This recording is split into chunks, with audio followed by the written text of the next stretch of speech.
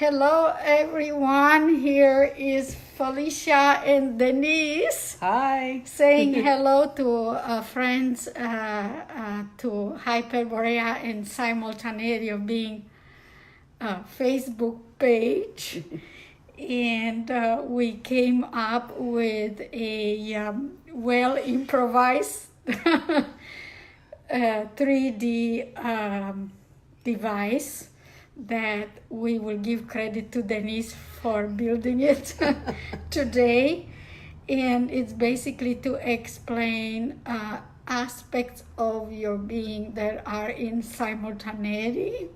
And I'm going to duck back and let her describe it. And the way this works is starting with our knowingness that we are the seed of life, yes, and we carry that in our essence. Our essence is the seed of life, yes, and that seed of life, the beingness that you are, is the seed of life, or the essence of all that is, or source made manifest. And your physical body is actually not just limited to this physical Felicia me. It is actually the whole universe, the physical universe made manifest, including other form of life such as stones, mountains, rivers, the animal kingdom,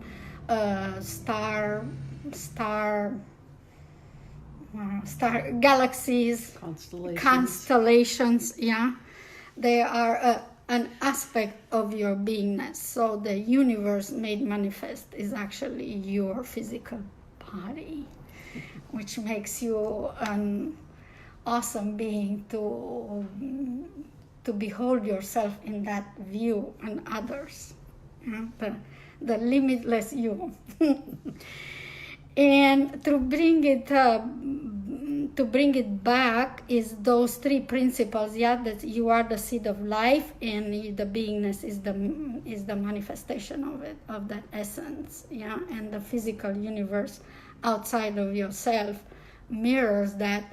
That is called Trinity of Wholeness, and that's where your wholeness of being, from that knowingness, that it comes from there. So here's that. Yeah, you see the triangle, yeah. And the base of this triangle, you could turn it any way you want it. It doesn't have to be, yeah. The basis of this triangle is what we call the time-space continuum. From the past, present, what you call past, present, or future selves. But just remember that all aspects of your being run parallel to the here and now, because you can always experience something from this moment, yeah, from the now moment, and there is another now moment and another now moment, yeah. And so the center self, each being vibrates at a certain frequency range. Yeah, you have the time-space continuum, and each being vibrates. Let's go to this drawing for now. Yeah, at a certain frequency range, and that creates your state of being, or the blueprint of the reality that is to come into being. Yes. And now, going back to this, yeah, when you are feeling a little bit better, you go up into the emotional scale, or you go down, and you so-called spiral down, yeah, into your state of being, depending on what you feel and what you think about yourself or others. Yes, so all wisdom keepers of all ancient cultures, their main advice is that we shift our focus from the outer world, the outer manifest, back into the inner being, or the inner knowingness, or the center self. yeah, or our essence, because that's where we create our state of being. You think and feel, and your focus and your thinking and your feeling begins to create the blueprint, or the so-called, you call them events or happenings in your so-called timeline. Yes, your main timeline where you put your focus on.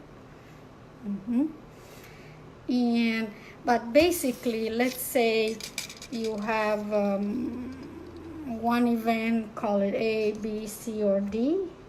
Yeah? But these events, they exist in a very unique, they are a universe unto themselves. They are really not conditioned upon each other. In other words, B doesn't have to wait until A happens, because they exist uniquely, and each event is just another perspective of you. It's a point of view, a way of you as an infinite being to look at yourself, another facets of yourself. So let's say we decide to meet tomorrow at 9 o'clock, and we call that experience, we call it the meeting of 9 o'clock. Yeah, we call that a meeting at 9 o'clock. But that's just another perspective that we are going to view it ourselves. And it doesn't happen in time and space. It just seems so. It's an illusion on its own.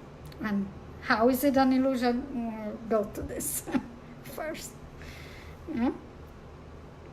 So let's say now you take this, and we know the principle of as above, so below. So now we flip this. Yeah? Before we flip this, let's go back to our drawing here, because I think if you see this drawing here, yeah, if you connect like this, the lines, yeah, you could see how this is moving, can move toward you or away from you, like this, yeah, this way or that way, yeah. And you also have a triangle at the basis of this, which is the beginning of the blueprint in sacred geometry. Yeah? And now if you take this and you flip it, as above, so below, then you come up with, did you come up with one? Oh, we've mangled it. Mangled it. Yeah, she mangled it, but it's pretty good. See? Now you have one like this, and you're beginning to find the forming of a diamond shape. Yeah, this is the upper part, the lower part, and then because you spiral infinitely through infinite timelines or infinite aspects of your being, these spirals begin to overlap each other into infinity, and begin to, because you're shifting perspective, meaning you're looking at yourself from infinite points of view, you begin to form the diamond. Yeah, this way, this way, this way, this way, that way. Yeah, some people call it a Merkaba, or that's why we say that your DNA is a starship stretching into eternity.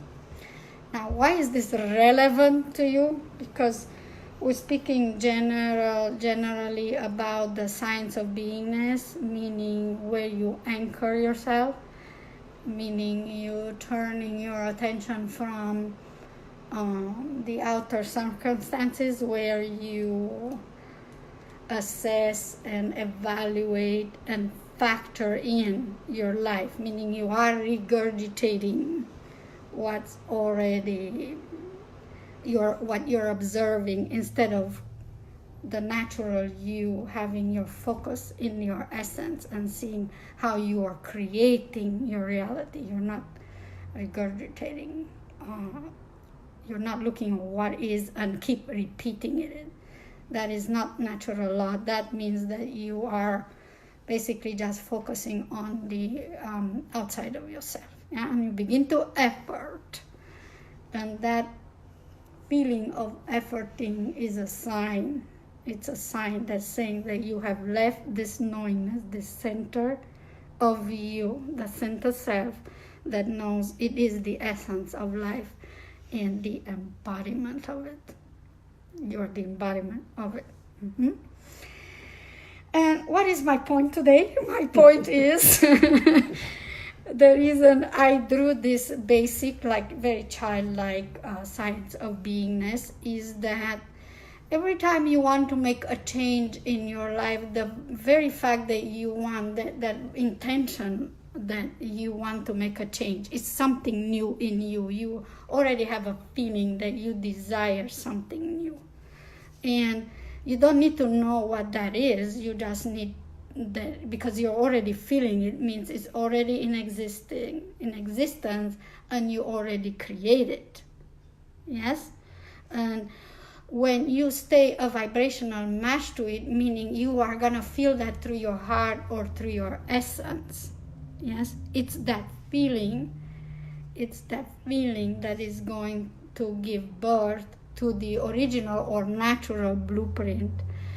And that immediacy of it is very present with you. You can feel that anytime, even if it's a itty-bitty tiny, very faded feeling, but it's there. You can tap into it, meaning that you don't have to chase. It's not something that you go chase after. It's something that is already with you, and it's a byproduct of your desire. It happens on its own, yeah, very naturally.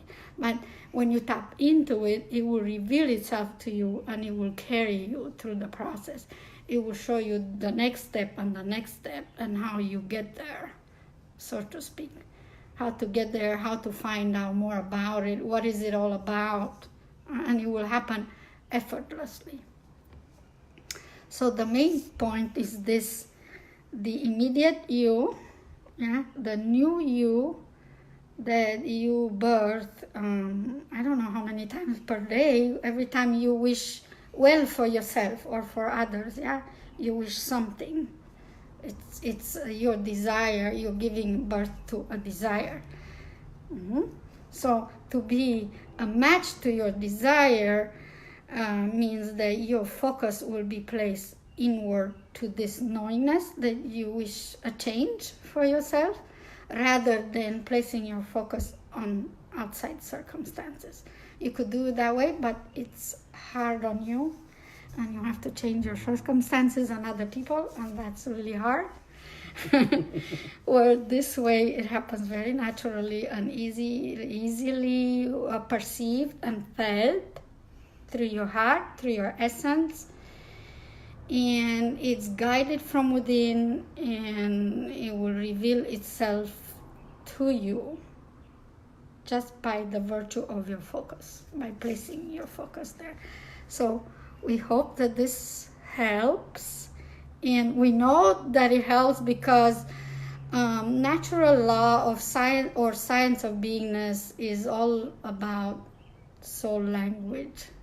Yeah, so we're speaking here in soul language. It's a universal language, and every single soul knows how to read sacred geometry, because it knows it's the blueprint or the ground of being, yeah, of the beingness that you are.